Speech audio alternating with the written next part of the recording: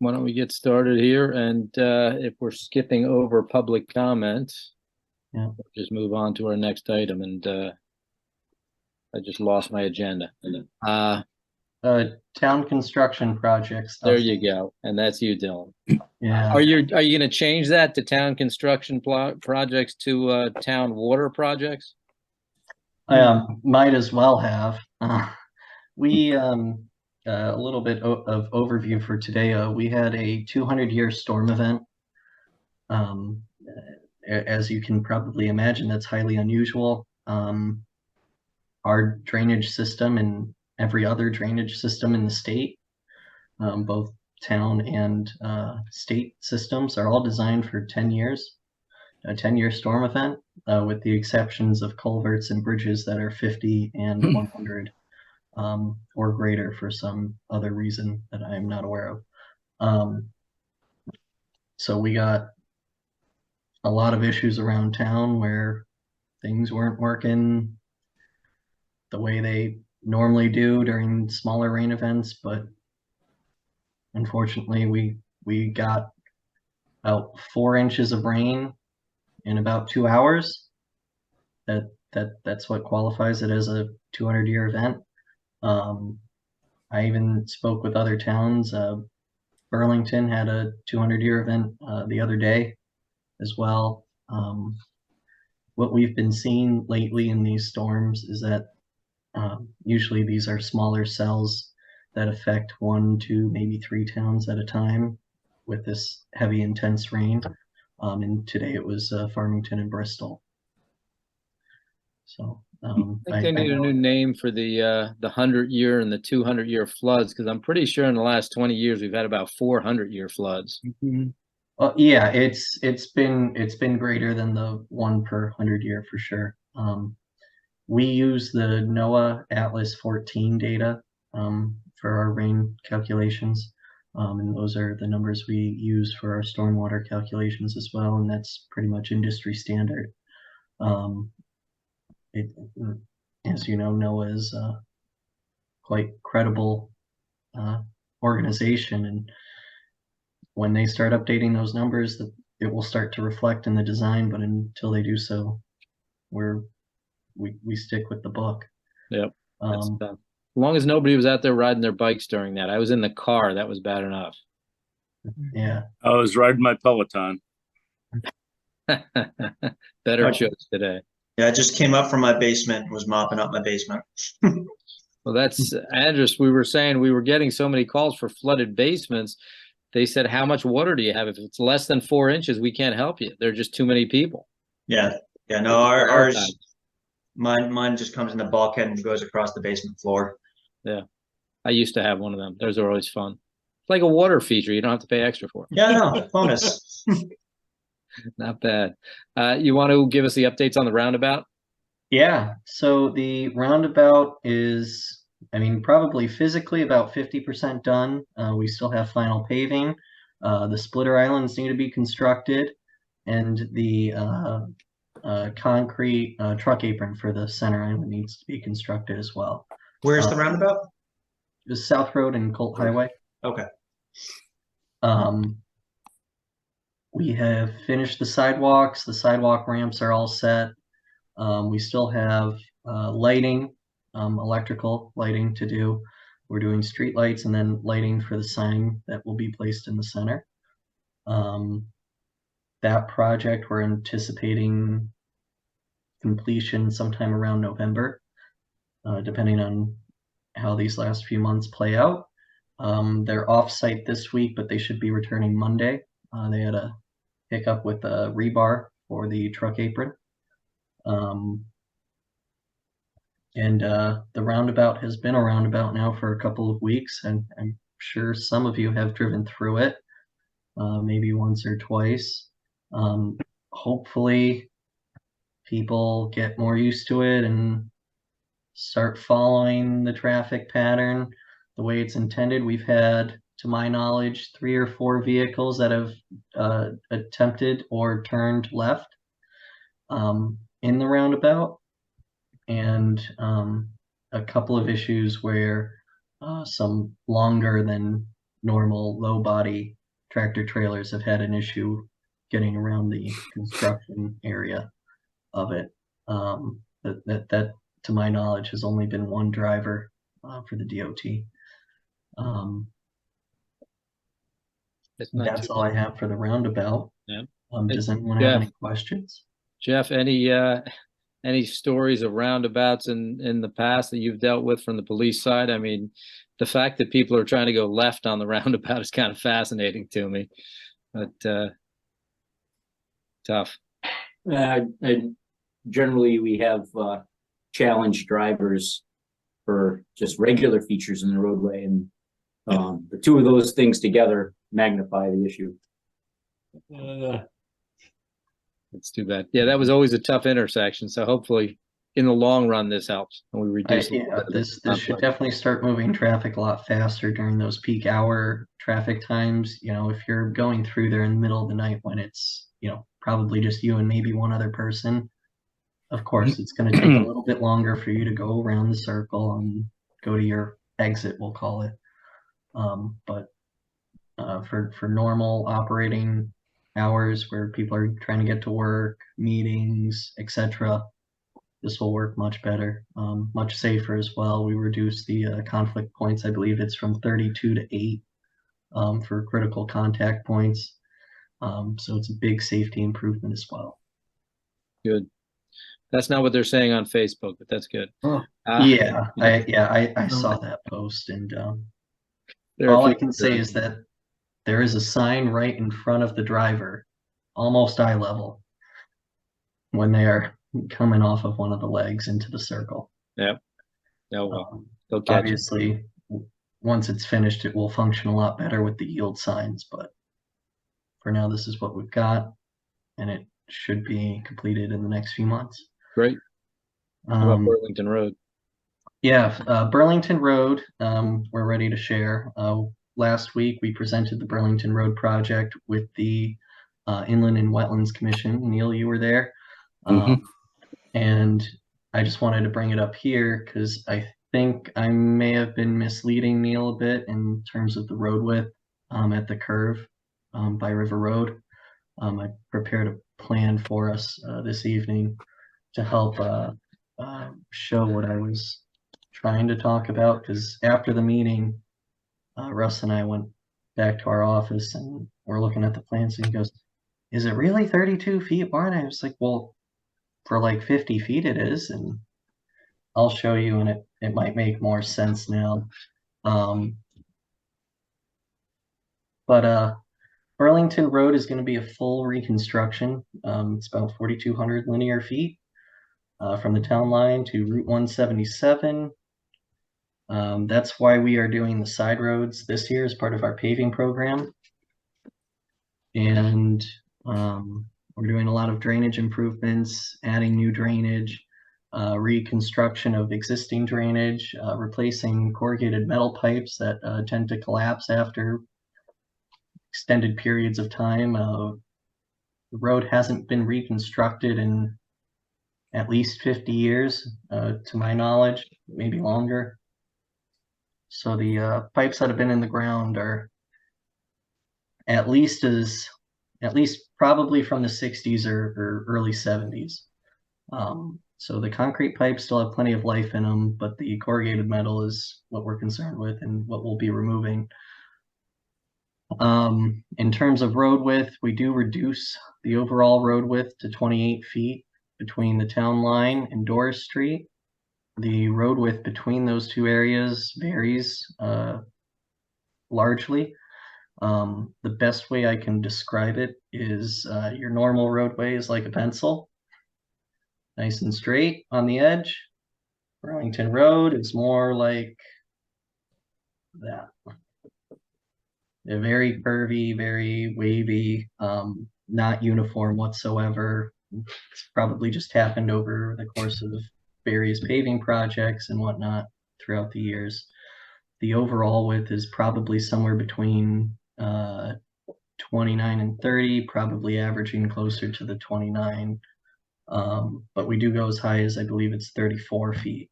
And that's at the curve on River, right before River Road if you're coming westbound on the super elevated curve.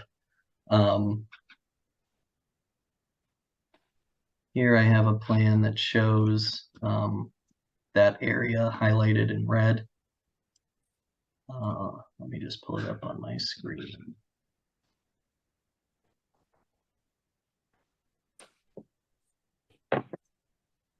Can you all see that? Yep. All right.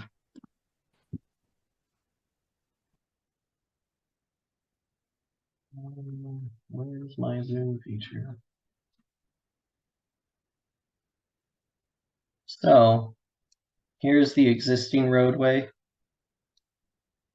This part right here is approximately 28.5 feet leading into the curve.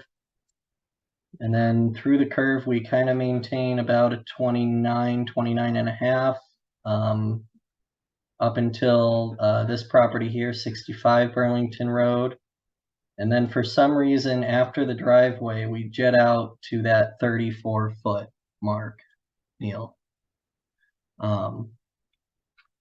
And I wanted to bring this up because I know the Inland Wetlands Commission had some concerns overall for the overall road width. But this is where we get that extreme difference between the standard, the new standard road width and the largest part of the existing standard or existing road width. So as you can see here, this red line pretty much represents about 29 feet right there. And this pink line represents the current roadway. As you can see, it jets in a couple feet at this driveway here at 63. Again, for reasons Russ and I are not aware of. But in doing this new standard uniform road width, we'll reduce that to 28 feet. And make it uniform all the way through. It's going to be nice and smooth. No, nothing's going to jet out like this, and we're not going to have anything like that. Hey, Dylan, can you tell us a little bit about what's going on with the bottom near Burlington Road and River Road? Are they changing anything to make that right turn coming down the hill a little easier? Yeah, I don't have it in front of me, but let me see if I can create a line.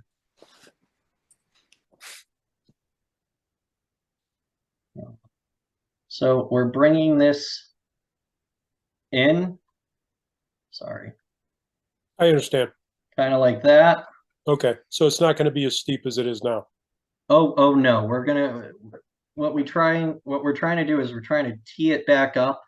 Right now it's more of a rolling stop. Not a lot of people stop.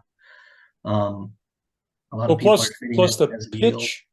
pitch of that road, if you're making a right onto River Road, especially if there's any snow or anything, can be really entertaining because it Yes, pitches that away as from you. well. So that's somewhat in part to this catch basin here being so far back off the road. Okay, We're bringing that forward. So we end up doing something like that. But obviously your center line is a bit more like that. excellent. Bringing the stop bar here and making it more of a T 90-degree intersection than it previously has been. So it should help slow people down, get them to stop and look in both directions carefully before they proceed driving. Yeah, because that's a very heavily used road by cyclists. Yeah, and this is where the majority of our intersection accidents were.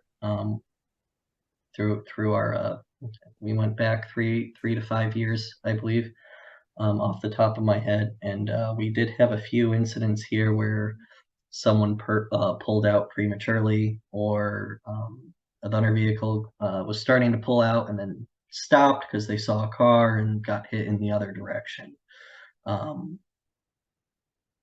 So this is in hopes that it would help curb that down quite a bit. Overall, considering though, we haven't had too many accidents on Burlington Road in the last 5 years. So to continue with the overview of the project, Uh,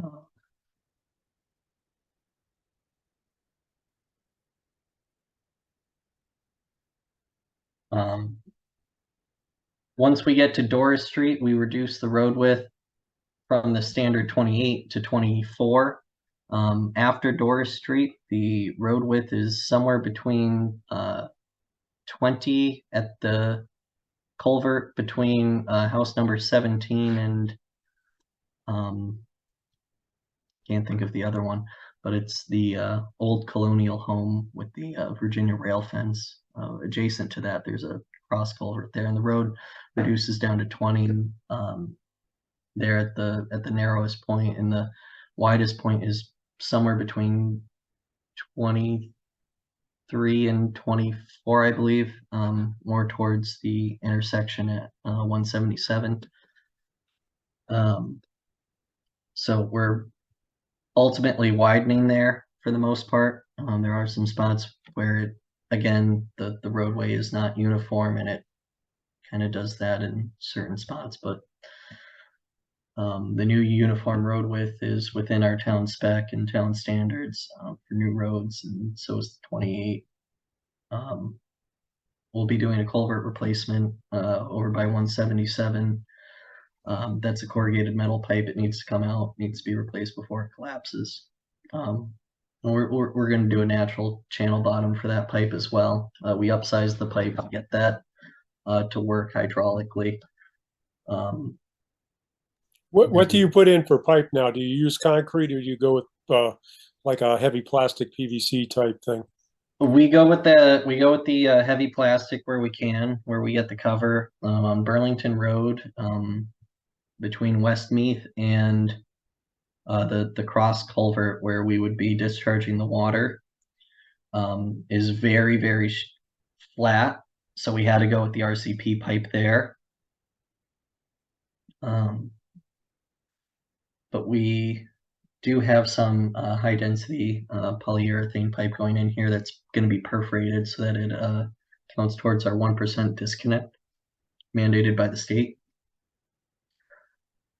But generally speaking, it's one of those two, either the high density plastic or the concrete. What's the minimum lane width you can get away with the state? The lane width is going to remain at 11 feet throughout the entire corridor, regardless of the overall road width. That's kind of as tight as I can get it to be. Any tighter than that, you start to have issues with vehicles not staying in their lane. Yep. Yep. So your shoulders are going to be 3 feet prior to Doris Street, and then we unfortunately have to reduce that down to one foot. We would love to continue the 28 feet all the way through and not have the reduction at Doris, but because of utilities and various other logistical issues, we just didn't see that as being feasible. Yeah, because that was really my question cost. is how much shoulder we can eke out of this. That's really. Yeah, prior to Doris, it's going to be 3 feet for each side of the road, north and south. All right. But that's terrific. Yeah, after Doris, I mean, we're still getting an improvement that going over the cross culvert on a bike isn't going to be as scary as it once was, where it was 20 feet. You know, if you're going, the car really needs to stop behind you, and nobody should need to really be doing that, especially between the guardrails that are over there. So that will be expanded to 24 feet in overall width to be uniform with the rest of the road. So we're gaining 4 feet there, 2 feet for each lane.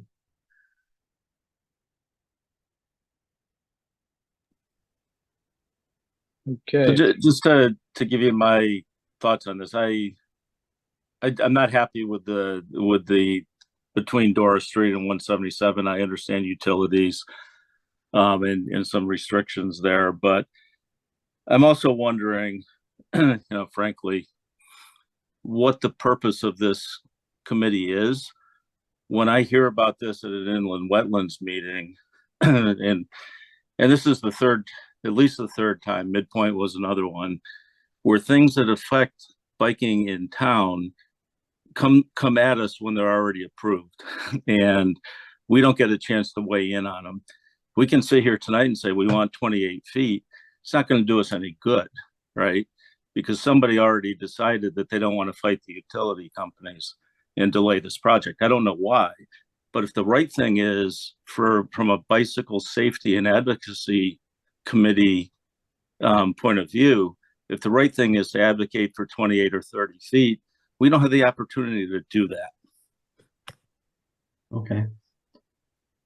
Devin, at one point, I think it was more for building projects. When a building project comes in, they're supposed to consider biking communities, accessibility, bike racks, things like that. Is there something we can do with road paving in the same manner that we could put something forward about that? As part of the LOTSIT program, which this project's funded through, and most of our other construction projects are funded through, we do have a complete streets compliance review that we have to go through with the DOT. Yeah, I mean, as a practical matter, complete streets. complete streets would cover that. Yeah. Neil, I mean, that's in theory, you know, we are supposed to be, when we're doing these projects, we're supposed to be going through a complete street survey and looking for, you know, that width, or in fact, going down to, you know, narrower lanes, if at all possible, although I realize less than 11 is tough. But I have seen 10, although, you know, heaven forbid you're trying to run a truck through a 10-foot lane, but I'm concerned about that too. I mean, essentially there's zero shoulder for, you know, quite a number of feet. And, you know, I'm not thrilled with this for sure. Yeah, and it's a very heavily traveled bike path too. No sidewalks, you know, no alternatives, and we've got a foot shoulder, and we're going to live with that for a while now because this is the, you know, a project. So.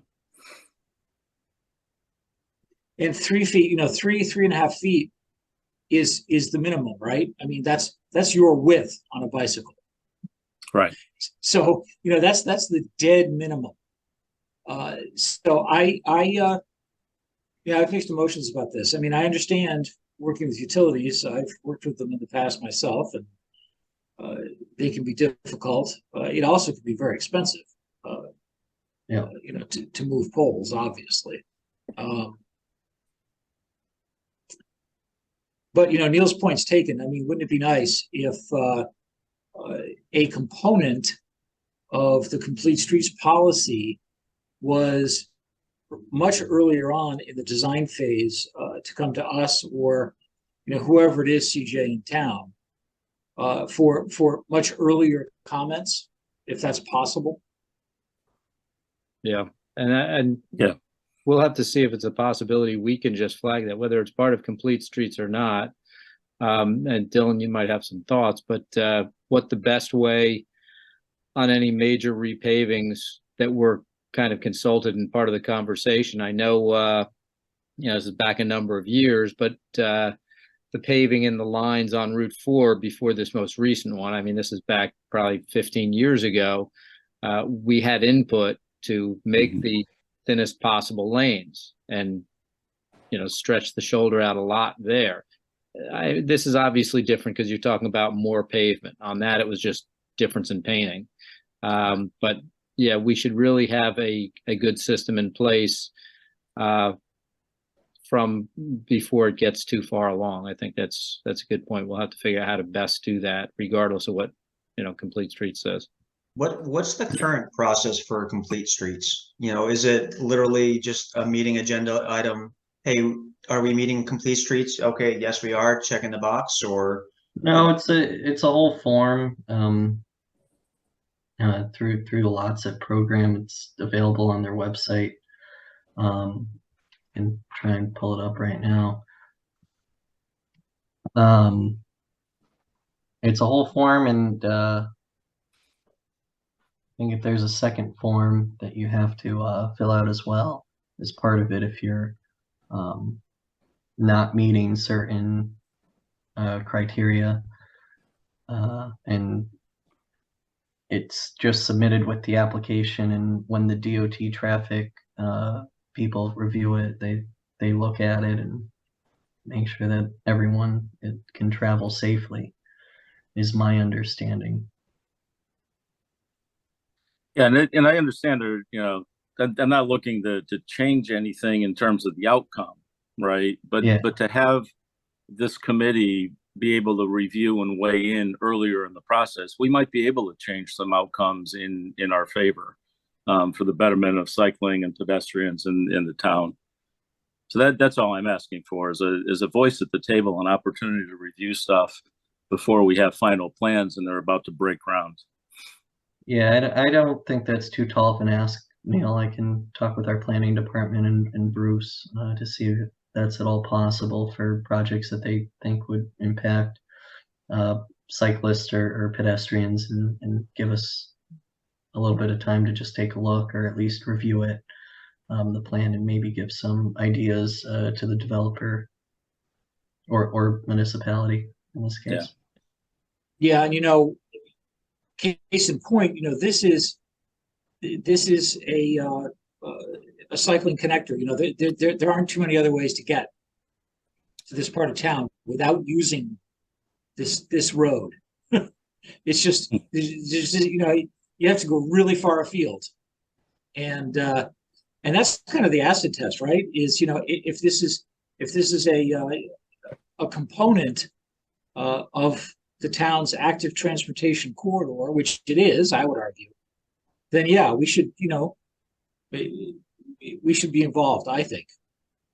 So, I mean, we need to beat a dead horse at this point, but I do feel strongly about this. It's also, I think, Ron could tell us, but I think it's one of the first streets that we got the bike may use the lane signs on. Yeah. So yeah, we did identify this years ago as a critical path. Sure did. Mm-hmm. I've got Ron's picture in front of the first sign. Yes, you do. Guys, this may lead into some new business later that I had mentioned to Dylan earlier, and talking about, trying to put together some existing policies. So like you said, Neil, we don't have to try and change this afterwards, that the policies are there and they've kind of got an idea going into this, what they should do. But I'll bring it up later on the new business side. Yeah, Neil, thank you, Matt. And Neil, to go back on your comment, I think the overall purpose of this committee, this advisory committee, is to advise the town more so on policy than it is to review plans of future developments and projects. I think if we can take our existing complete streets plan and make reasonable amendments to it, maybe not totally lock everyone into a 30-foot road width, but give a little bit more guidance towards that. Could be something that we could do as well. What we might be able to do also with the complete streets, we've targeted the roads we travel most on our bikes, as Neil's just mentioned, this being one of them. Maybe that just, once you touch anything on those roads, that just sets off a red flag during the early process, saying, hey, on this road, why don't we consult and reach out to this group and see if there's something in particular on this road, or we've already got the suggestions going in, but we can then address the ones that are more critical, instead of saying everyone's got to come here, and that would be a little onerous. But there are a select number of roads that are well traveled on bicycles, and keep those in mind. Yeah, I think that's a good idea as well. Okay. All right, we beat up Burlington Road enough. How about what are we moving on to? Education? Yeah. Education for newsletters and the business newsletter. I want to have the most up-to-date information for when we publish things in our quarterly newsletters that go out at, when do they go out? The end of each season, I believe.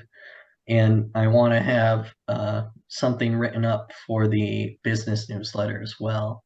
At the last meeting, I believe Ron maybe volunteered to take a look into the business newsletter and or gathering some examples of what other towns are doing. If I'm mistaken, Ron, please let me know. But that's what I have written down for my notes. Okay, Did you I didn't have anything on that? I did not. I apologize. That's all right. And then for education materials for the newsletter, I mean, you guys are the experts here. If you guys see something that you see in the news or read online or see a post on Facebook from, I don't know, Bike Walk Farmington maybe, share it with me. I'll put it in a folder titled education, and that is where I'll go to get those materials for our quarterly newsletter so that I can keep things in it that are up to date and current. Because as you all know, a lot of this biking laws and pedestrian laws are constantly evolving and changing with for example, with our Vision Zero plan, Ron, I know you've been heavily involved with that. And as things like that come up, I want to make people aware of new bills that may be passed or things of that nature as well. Are you aware of the Watch for Me CT? You've mentioned it before, but I haven't really dove. Yeah, so that's Amy Watkins, and she runs that. It's mostly state money, but she's also got some other money as well to run that program. She's coming up with some excellent stuff, and I'll shoot you some of that. But that's a good call, Ron. And the other Bike Walk Connecticut is doing some stuff as well. And there's a few other outlets that have got bits and pieces, particularly of good safety stuff. But those are the two major ones that are publishing stuff right now.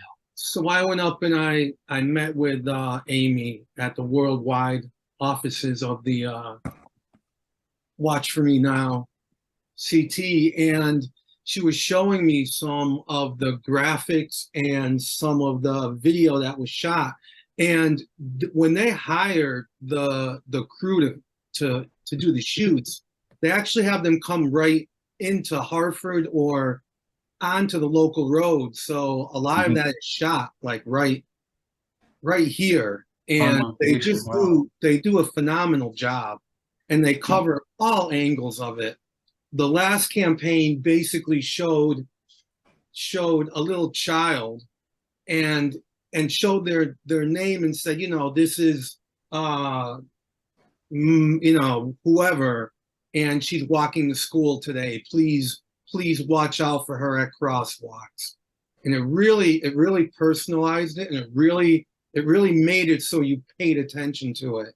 So that would definitely be the first place where I would go. I repost her stuff all the time.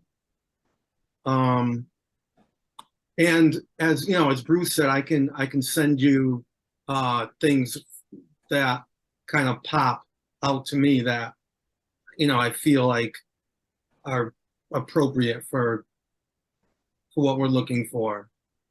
Yeah, the other thing I want to mention was throughout the last number of years, I've become more and more a lobbyist, which I mostly hate. But having said that, I have become inextricably involved in some of the bike ped legislation that's been passing through the last number of years. So I can speak to that. And the Vision Zero bill that passed, for instance, maybe I should get you a blurb on that to put in the newsletter. I think a lot of people would be interested in some of the things that passed. 998 was particularly interesting. I think I mentioned that at the end of the legislative session of this year, but I can get you some verbiage on that I think people would actually be interested in, particularly, you know, the safety stuff.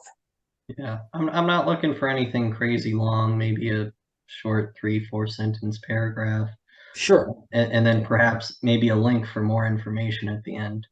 Yeah, That's all we can really fit on it anyways. I can probably find some clip art or some free imagery online to put next to it to draw people's attention to it on the newsletter, but short blurbs like that and get redirected to a QR link or a website of something like that is more so what we're looking for, unless it's something that is a really, really big deal and we need to put it as much information as we can into the newsletter, but got a lot of departments fighting for space on it lately. Would So- you take stuff from out of state too? Because I'm starting to see a lot from Massachusetts that might be, helpful too. That I can send you a link to. I would absolutely take stuff from out of state. Okay. Yeah, absolutely. I can, in terms of legislation, might not put that in the newsletter, but I will save it in our folder so that we have it the next time we do updates to Complete Streets, for example, or any other documents, or if we're asked for opinions on other matters. Yeah, Massachusetts Bike Ped Design Guide, which MassDOT publishes, is probably the preeminent guide in the nation right now. I mean, it's they're number it's one. that good. Yeah. Who was that you mentioned? I'm sorry, I missed that. Yeah, so that's a Massachusetts DOT's Bicycle and Pedestrian Design Guide, which is pretty much recognized as the class act. Even including Oregon and California, they everyone seems to think that they've done the best job, in the nation. Okay. I'll have to take a look at that and see what they have in there. so if we're still on education, Yep.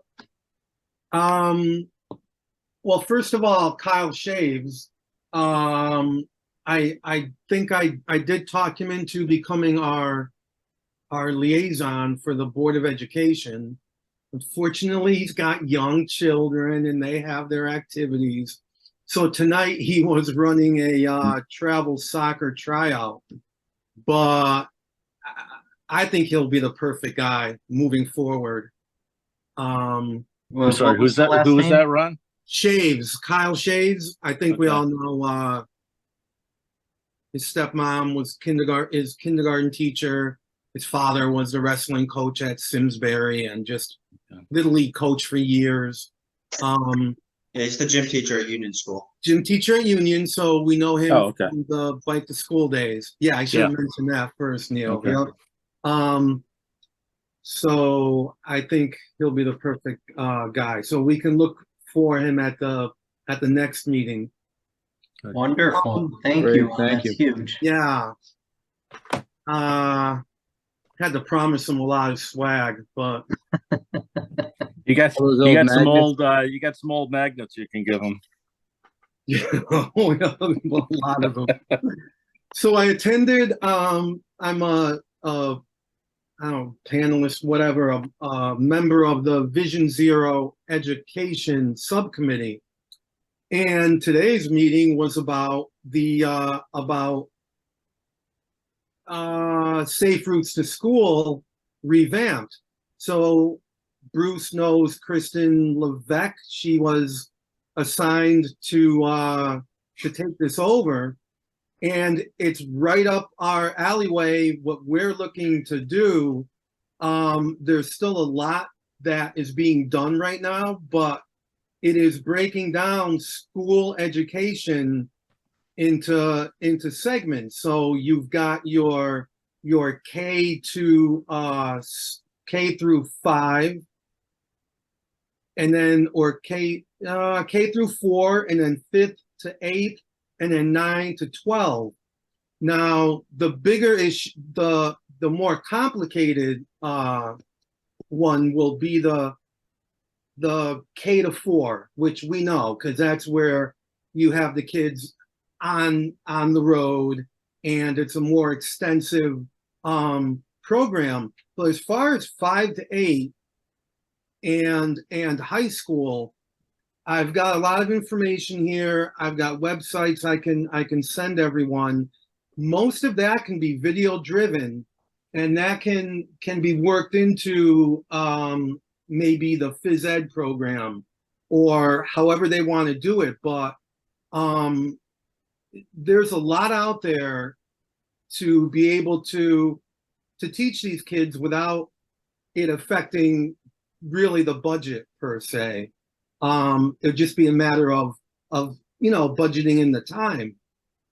So it'll all be up on the Safe Routes website soon, but this was all part of that bill that Neil was talking about. It was passed by the Connecticut to hire Karen or to assign her or Kristen for this. And it's actually fabulous what it's going to end up as we go forward. But I asked a lot of questions during it, and really it's ready to go now for whenever we can get together with Board of Ed as far as 5th grade to, or in our case 6th grade to 12, to be able to educate these students on bike safety, crossing into driver safety as they're older. And it was Bruce talking about the bill, not me. I'm not a lobbyist. Oh, Bruce, I'm sorry. Yeah, that was me. Yep, so Bruce knows probably as much as I do more about this. Well, I do. What's unclear is there's a claim that that the program has been, quote unquote, refunded. Except I don't know what that means. I haven't seen a dollar number. So I don't know. I don't know how much teeth this has behind it. So we need to find that out. Okay. Everyone who was at the meeting, they were from, all the different departments. And there's been a lot of thought put into this, and there's been a lot of resources put into it. One of the first things that we need to do on a town is to register with Safe Routes to School. We can do that online, and then we will be fed information as it becomes available. I've got what's the short name for it, Bruce? NHTSA, NHTSA. NAFTA. Yeah, so they're involved. HFWA, they have free information that can be used. So the Board of Education can apply for grants as well to help fund the more expensive program, since we don't have a fleet of bikes, through Bike Walk Connecticut. There are grants out there. So just so you're aware, Bike Walk Connecticut is essentially charging $500 for the bikes. Yeah. Per school. And that's really just to cover their costs. But I think as a practical matter, Dylan, what the town should do is register for the program. But I do think that the last I knew, the way it's set up, Ron, I think you're correct, is the governing body for the grants is actually the Board of Ed. So is it the Board of Ed that needs to apply, or is it the town generally? Excellent question. Okay. My understanding was it was the town that should apply, but I don't know what, as a practical matter, I don't know what that means. Okay. And I can find out more. Yeah, Ron, if you could send that to me, I'd be more than happy to let our Board of Ed know. I can send it to the superintendent and vice superintendent, so that they're aware of it if they're not already. Well, just be aware. There's always a caveat to these things, right? And I go back to my initial comment, which is I don't know how much money is in this hopper. So my worry is we're going to get a lot of towns that are proactive that are going to be scrambling for whatever money is around. So we should, which is the usual. I mean, that's, we're used to that, right? Yep. But we should try to be proactive on this, I think, if at all possible, because I got the impression from a lawmaker, in fact, that it wasn't a massive amount of money. It was an acceptable amount of money, but it's in the millions. It's not in the tens or hundreds of millions. Let's put it that way. Okay. Okay, so one of my points then is even if you take the 4th grade out, put that aside. We really want to make sure that we still target these middle schoolers and these high schoolers, because really they are the ones who are on the road with their bikes, right? They're the ones who are beginning to drive. So we can present programs to them for free. So, let's kind of break this into two, really, because the funding's going to come in with the need for the bikes and the need to train your teachers and, things like that. So, Ron, can I ask you, are these after school programs, or are these No. thrown into No, the school year? They're actually usually incorporated into the PE program? Okay. Yeah. Just curious. That's all.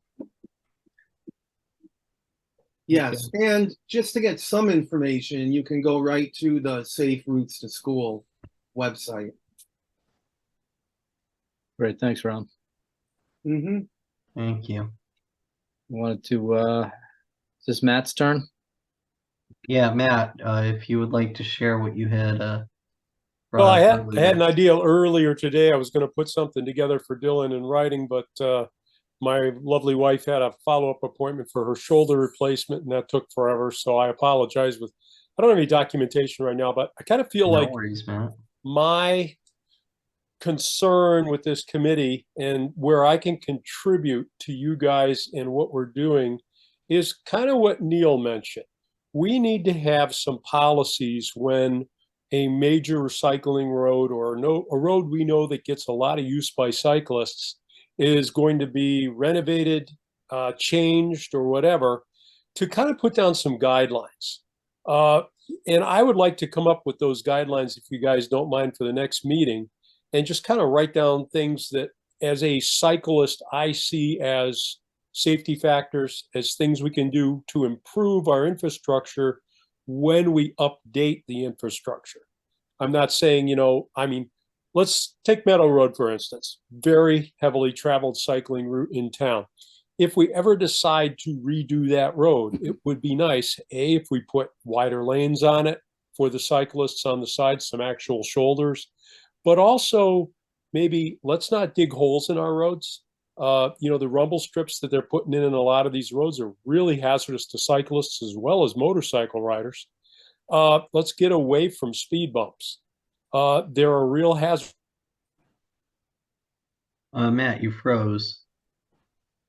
I got real hazard. Maybe policies, and this would be something CJ would have to look at. Maybe this is something we need to hand over to planners, people working on the different things. Did I lock out on you guys? You locked out. You did. It wasn't too long though. I think we You probably had That was enough of me interesting. already. Yeah. But The, if I could put together something, would you guys be interested in looking at it? that'd be great, Matt. Absolutely. That'd be I figure- helpful. I think my strength is in the fact that I ride a lot and I see a lot. So other than that, I mean, you know, I'm not going to find funding or do engineering or anything like that. That's up to you guys. But I think this goes to Neil's point. Yeah, no, I think that would be perfect. And, you know, it goes back to something I brought up at a meeting earlier this year too. Let's have some ideas around the curve on Route 4, right? The jug handle there, so that if and when that ever gets done, you know, or some work is done there, we can pull something out and say, here's some ideas to improve the safety and what we'd like to see. I think that's critical. Absolutely. I think that's where I'd like to head with this. Yeah, I think that would be good to have on hand as a list of guidelines. Yeah. And you know, by the way, that's an excellent segue to, I was going to bring this up in new business. I'm sorry, I've just been so busy that it's kind of insane. But I would really advise the town, now that there's $10 million in the pot a year for the next 2 years, to go to the Connecticut Recreational Trails Grants Program and get a big chunk of money to design the jug handle. I wholeheartedly agree with that. Yep. The town's got to ask for the money, and it's not Yeah, going to be there for long. Yeah, I brought this up 2 years ago, and I know the money's you out did, there. Rich. I know. you But got to ask for it. yeah, but it's high time. I think we should. I think it really should be somewhere right up at the top of the agenda, CJ, to find that money, because there's, Yeah. you know, it's rare to find design money, as you know, and we've got this $10 million pot coming up in the fall for the turn of the year, and you know, the town really would be crazy not to take advantage of it. What was that program called again? That is the Connecticut Recreational Trails Grants Program through DEEP.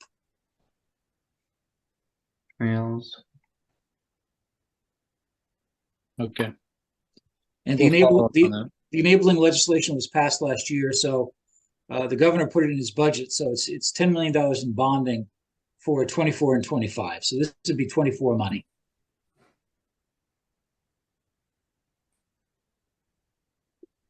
And I have more than a little hand in those grants, so you might be favorably looked at. Understood. That's And a good I will add one thing again, and I've added it. I've mentioned it before. If there's anything I could do as a citizen, as a cyclist, as part of this committee, to help draft something, or fill out applications, or whatever it takes, I'm more than willing to do it. But what I've heard and what Bruce is saying here is it's got to come from the town. Okay. No I matter how many think- committee meetings you sit on, it's got to come from the town. All right. I think if I could persuade both the town manager's office and the and my boss Russ to at least throw an application at it for design money, and for it to be done by Well, a CJ, firm. Dylan, I'm just gonna ask for that as my going away present. well, yeah. That application in. Yeah. I mean, CJ, what's to stop you and I from making a meeting with Russ and Kathy? Nothing at all. We can do that. We can have. Why don't we just do that? I would like Yeah. to go. Definitely. No, Ron, you can't go. Yeah. I invited you to a council meeting. You got to speak in front of I'm us. sorry, all. I have to unmute and laugh now. Oh man, no Ron, you respect. just got the mute button that I was talking about on Teams. Yeah. Just kidding, Ron. One thing I will point out though, with everything we're talking about and what can help our cause going forward, and it's every 2 years you do this. You've got all the candidates walking around knocking on doors, all the town council candidates. If they start talking to you, all the town planning and zoning candidates, talk to them. All of them in general, the Board of Education candidates, Tell them how important this is to us and to the town, and just get more people interested. If they hear it 3, 4, 5 times, all of a sudden they're saying, gee, this is important. Maybe I'll start talking about it too. And once they start talking about it, they've kind of got to do something about it. So take advantage of the time of year we're in right now. So if I can just ask, CJ, what is your future as our leader here on this committee? Well, I won't be the town council rep on this committee, obviously, come January. But no, No, I'm starting a write-in campaign. You're not going anywhere. If what's the line? If asked, I won't serve. If elected, I won't serve. Yeah. Well, I'm just no, asking. Ron, I'm gonna stay involved. I'll be Okay. involved. So Does in that what mean, manner we'll see, but does that mean as a member of this board? it could. I don't name the members of the board once I'm gone. Okay. All So right. you'll have to advocate for me to be on the board afterwards. How's that?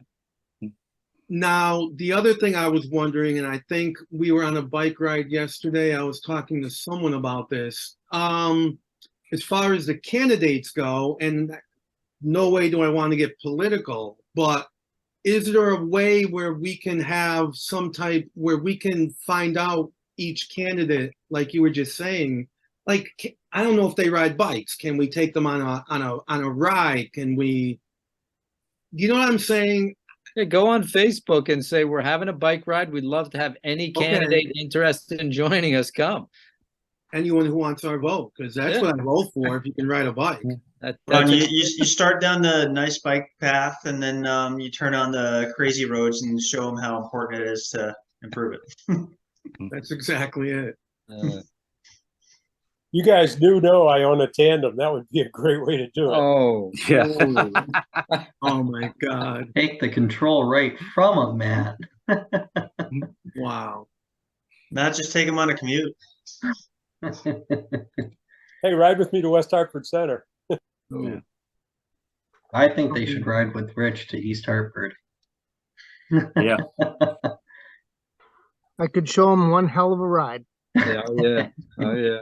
Well, That it is educational. Sometimes, I mean, the firefighters do that. They have the candidates do live fire training with the guys, and they find that kind of, opens up their eyes to what they're dealing with. It's no different with us, Yeah, it's true. It's a good point. No, Ron, think about that. See, throw out the challenge or the invitation.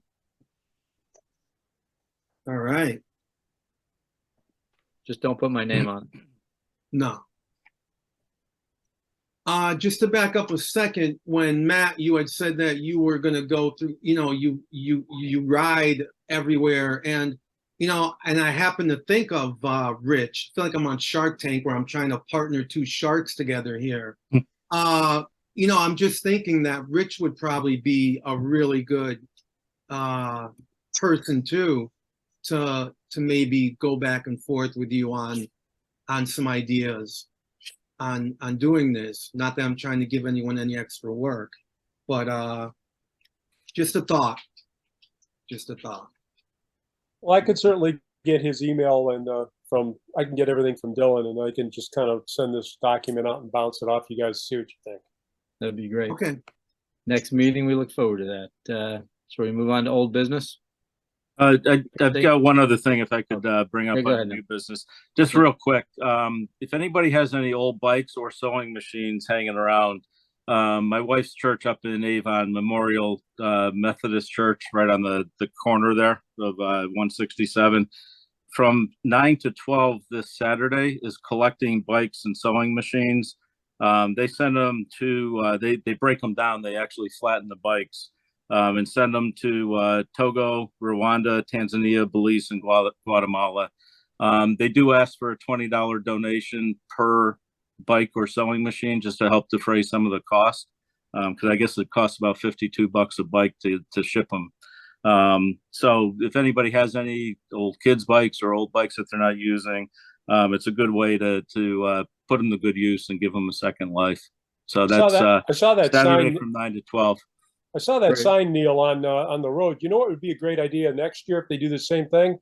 give us something we can post at the bike shop, we can put that up at the front of the bike shop. Okay. And All I right. Yeah, I'll can- mention that to him. I can put it on Bike Walk Farmington if you want to send me something, Neil, or if I can pull it from somewhere. Okay. Yeah, Yeah. I can shoot you a Okay. picture of the ad. Kay Hunter, Brian's mom, Brian Hunter from the fire department. She's leading the charge on Facebook on it, and her post is not shareable right now. So, but I can I got a screenshot of it I can send to you. Okay, Great. cool. Thanks, Neil. Yeah, thank you. For old business, just looking for a quick update from our volunteers for the Bike League application. I know August is past, but we do So, have I'll next year's application deadline.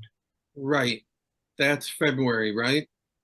Yes. I So I'm think gonna so, yeah. tell you that what took up all of my time allocated for that, and Carolyn as well, was the Lily Pedalpalooza. So I've just been like waist deep in that. So now that that's done with, I can concentrate more on that. That's So- good. I'm glad Lily had a productive and large turnout for her It was- Pedalpalooza. It was awesome, and it's going to be a yearly event that Bike Walk Farmington will probably take on, or hopefully an upcoming Girl Scout or Boy Scout even, who needs a project. So yeah, the community, the rec department, Jeffrey Porter was fantastic, and we got a lot of interest from people who I hadn't heard from before. Central Wheel sent us a mechanic with water bottles. I mean, it was really great kid too. Yeah, Brian. Yeah, Good guy. everybody loved him. So It was I funny know too. he- I'm sorry, it was funny because I think every bike needed an adjustment. It looked like I think he touched every single bike. yeah, and the He seemed to enjoy it. And Yeah. the mechanics that I had there with him said, like, they were like, "Oh no, we don't think we can handle this." And he was like, he just went to work, and they're like, "Oh, okay, yeah." He's really, really good. I let him work on my racing bike. He's sharp dude.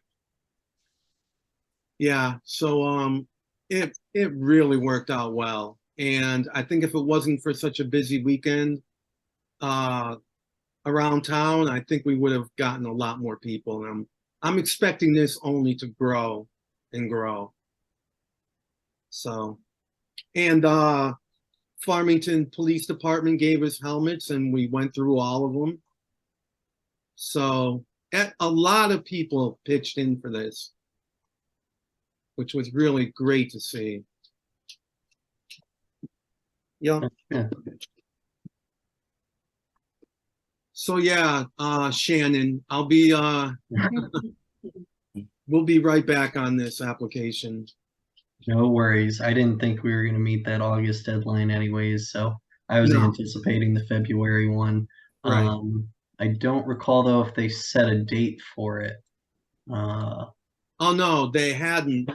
When Right? we- Yeah. I don't when we- believe they have. So it should be sometime around February though. And if I can just say to everyone here, we really can use another person, because really it's Carolyn and I from here, and we have Lily, but she's just there to learn, and there really is a lot to do.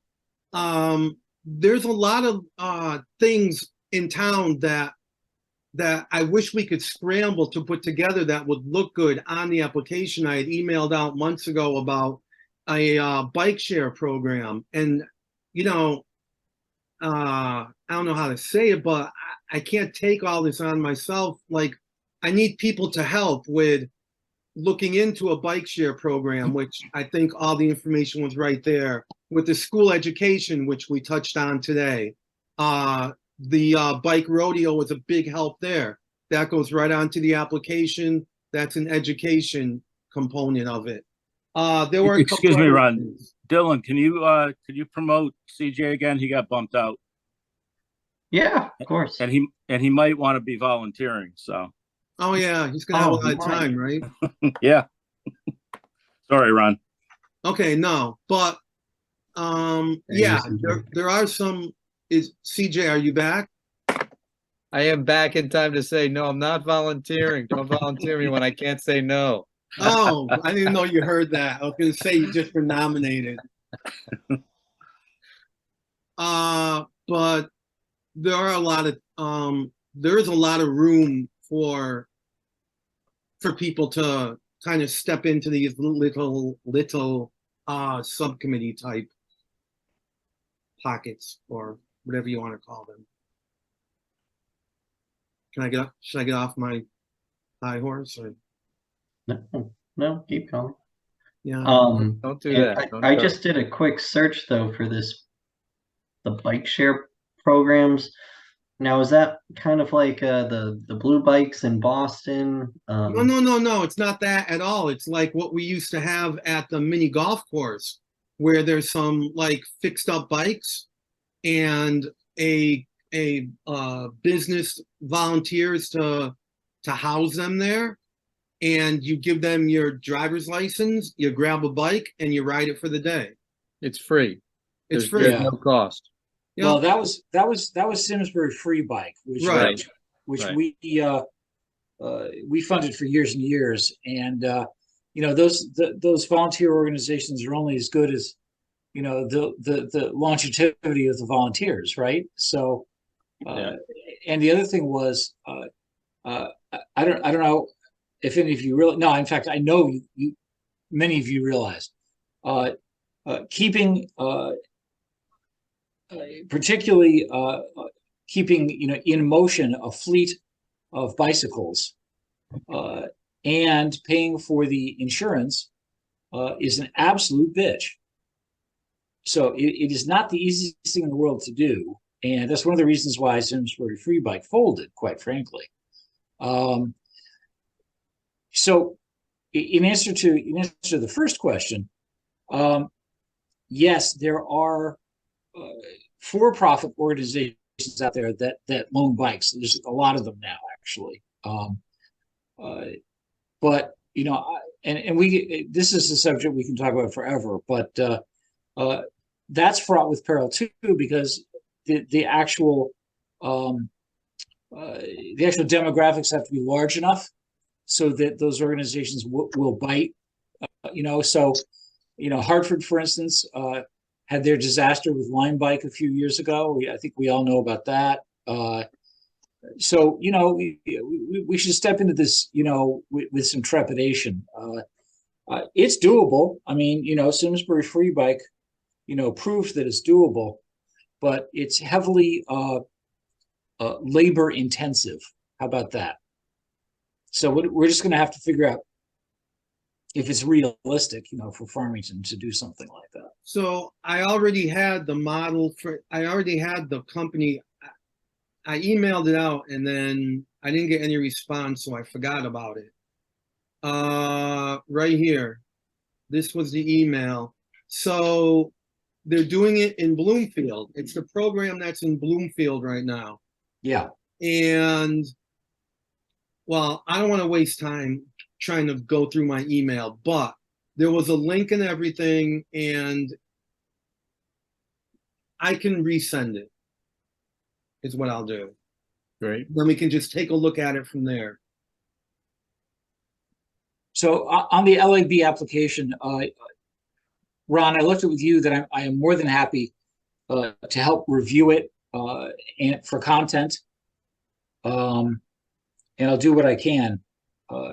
My time does free up in the winter a little bit. So, I will definitely help out as much as I can. I'd like to get this done, and I'd love to see Farmington be a silver town. That'd be great. Okay, awesome. Yeah, I'm gonna resend this link because it was fascinating. They have something called the Paul Hughes. A lot of people remember Paul Memorial Bike Oasis in Bloomfield. and that's part of it. Yeah, that's at the current end of the Greenway in Bloomfield at Old St. Andrew's Church, if you've ever been up there. So basically, Old St. Andrew's Church has bathrooms, a fix-it station, and Ron, I want to say 8 bikes that you can rent. You can. I don't know if you think you rent them. I think you just, you just take them. 5, 6. Yeah, there looks like at least 12. Okay. But again, don't forget, it's sponsored in this instance by a church, right? So they've got, their volunteer organization, helping to sponsor that. So just, be aware that 10 bikes. 10, okay. Yeah. Right. After hearing a bit more of the logistics from Bruce, I think maybe we need to focus on getting businesses signed up to the bike league, friendly businesses. What would you call it? Not a club, but Bike friendly business. yeah, they're bike friendly business applications. I think if we can Yes. get more businesses to sign up for those in both the downtown Unionville and downtown Farmington areas, Yeah. and along the corridor Route 4 by the by Yukon and the medical area, that is, I think, where our time could better be spent, rather than introducing a fleet of bikes that are going to need extensive maintenance throughout the year and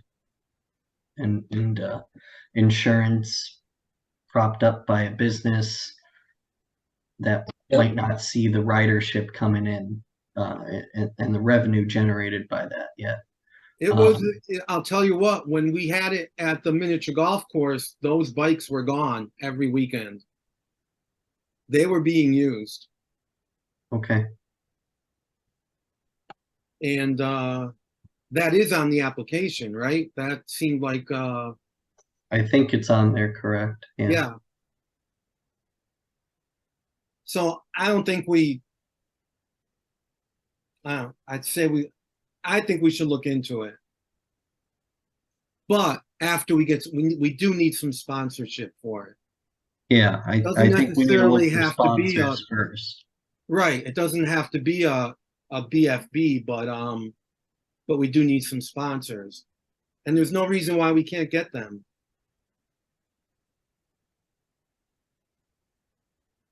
Okay, we have anything on the Trails Council? Trails Council. So about the trail, I shared this a couple nights ago with them, and I don't know, should I have reported it? I don't know.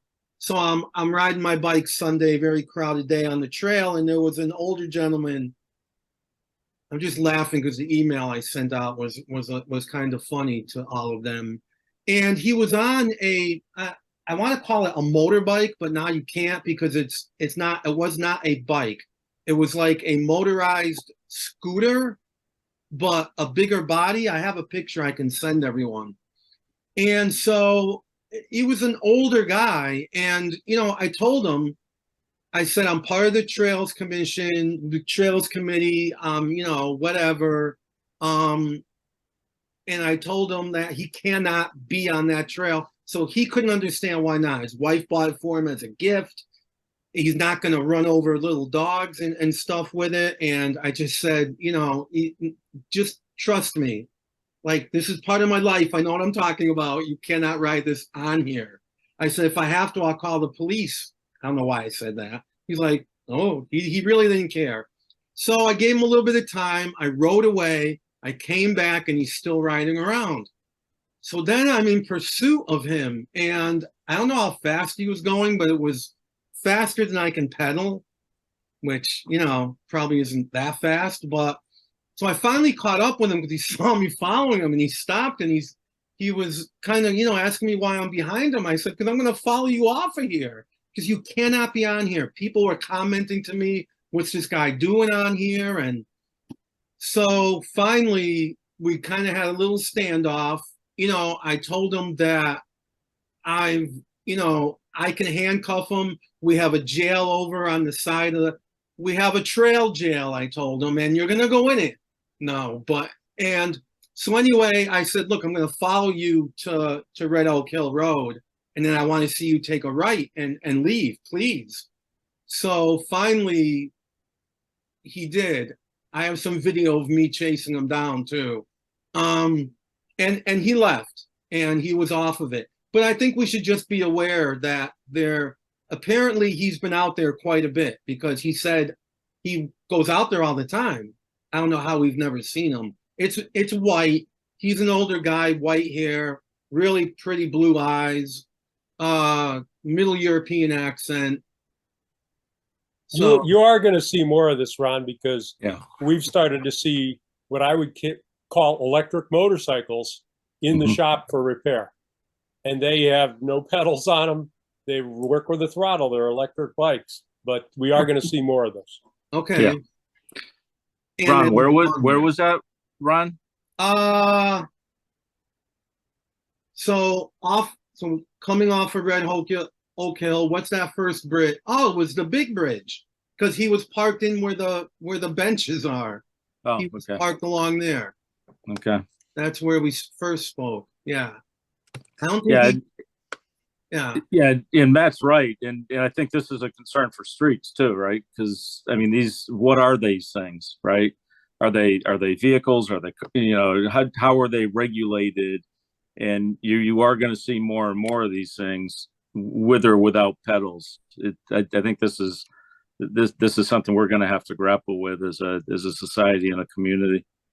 Yeah, we 'cause you're had issues with e-bikes on sidewalks, and people complaining about Yeah. e-bikes flying up sidewalks at high speeds. Well, you're There's- also going to see this with skateboards, razor boards Yep. that are electrified. There's a guy who rides a unicycle and he has no pedals on this thing, but he buzzes around with his full face helmet.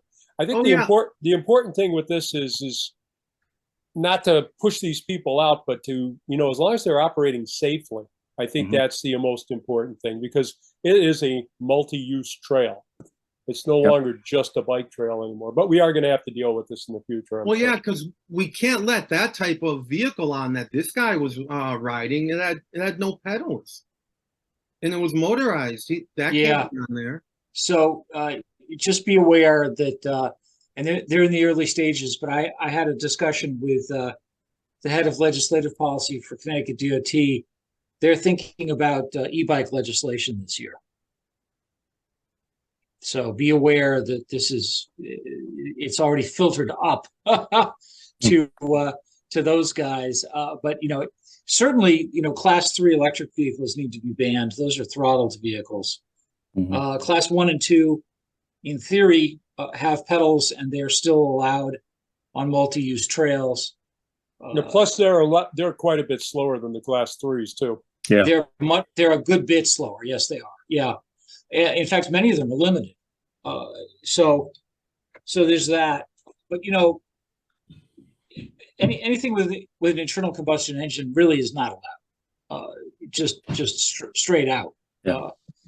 And the deciding factor, just so you're all aware, and we can have another discussion on this at some point, but the deciding factor is what under the law essentially is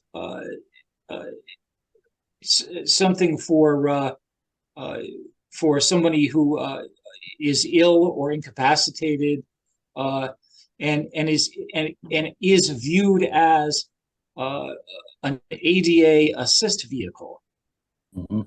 right? That's the law that undermines all of this. So, and that's what we stick to basically, is that, so, motorized scooters, absolutely, electric motorized scooters, we see them in Unionville all the time, and that's a perfect example of what we would allow. The problem with e-bikes, and we can go into detail about this, but one of the things that we might want to consider as a town is a municipal speed ordinance. And I think I've brought this up before. You know, that's one of the ways to handle this. Although, you know, Ron, great example. You know, a speed ordinance, any ordinance, is only as good as you know. Enforcement. Yeah, exactly. You know, Yeah. yeah. I mean, unless we've got you know, a police patrol, you know, constantly on the trails, you know, that's not going to work too well. But what it does do, CJ, is it protects the town legally from people going 50 miles an hour on the trail and mowing somebody down. Because we've got an ordinance that says, no, you can't do that. I mean, would the speed ordinance be something like 20, or would it be something more conservative like 12? You know, I've seen it all across the board. yeah, From in fact, from 12 to 20. There's a bunch of towns in New Jersey that have just uniformly done 15. yeah. You know, it's really, you know, what the traffic will bear, I guess. Right. That's Well, what it is. and that's the key. If you're out there at 6:30 in the morning and nobody Yeah. else is out there, Yeah, you're you fine. know, and you want to Yeah. do some intervals, go for it. You know, Yeah. versus you're out there on a Saturday at 11 in the morning. You know, 12 is probably too fast. Yeah. You know, Yeah, but but you know, it's 6 in the morning, you know, you can sprint up to 25, 28. Right. You know, have fun. You know, you're not going Right. to hit anybody. But that's the issue. Exactly, that's the issue. Yeah. Okay, we'll have to, I mean, look is that a matter of just, you know, putting signs at the parking lots of pedal assist bikes only? You know, it's, you know, people don't know what a class 1 versus 2 versus 3 is. You know, and if you know, we need to get Ron a jacket, you know, that says trail ambassador or something like that, so he's official with it. We've got But, those through You know, we've got those through the Trails Council. were you wearing We it? have when you trail pulled them out? ambassadors. But were you wearing it when you pulled the guy over? Badges, Ron. You need badges. Ron just told me he don't need no stinking badges. I was not wearing it. They're green. I don't know why. I already complained about it, but yeah. I bought those years and years ago. We could probably get some new ones.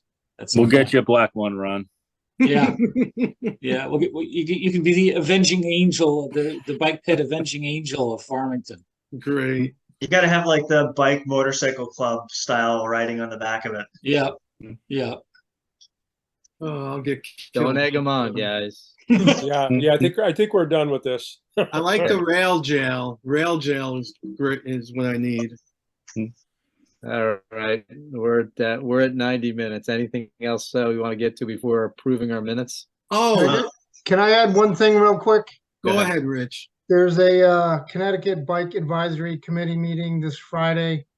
I know Dylan gets the invites and Bruce. I get the invites, but they're on Friday mornings and I'm working and I can't remember the last time I sat in on one, but there's a lot of good information gets flowed back and forth at the state level. And if we wanted to apply for this money, like we talked about earlier, I go to all those. yeah, all right. So as long as somebody from this group is on it, that's good. That's all I wanted to bring up. Great. You want to forward out the invite?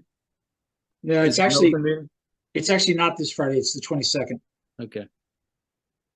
Oh, the 22nd? Okay, I thought it was this Friday. I just saw the thing today and assumed it was this Friday. Yeah, no, Right. she tries to. Sandy Fry is the chair. She tries to send them out, you know, about 10 days in advance for everybody. But yeah, it is. It's 9 a.m. on the 22nd. Okay. Great. All right. Thanks, Rich. So just quickly from the Trails Council again, and we won't get into this at all, just that we do have a investigative bollards committee that Bruce and I are both on. So we'll be doing some investigating on bollards and some of the new regulations, and that's all. We'll waste time on that right now because we haven't gotten any further. The other thing are my 2 crosswalks. I did a trip, took pictures, notes. They're the only 2 crosswalks except for part of Simsbury that are not striped. And they are at EBM and at Quinico. And I would like them striped, because there's no reason not to have crosswalks there. If you're gonna be consistent with every other one along 25 miles of, or whatever, of trail. So usually all commercial driveways are striped as a crosswalk. Right, So, Ron? yeah, Essentially, more yeah, or less. right.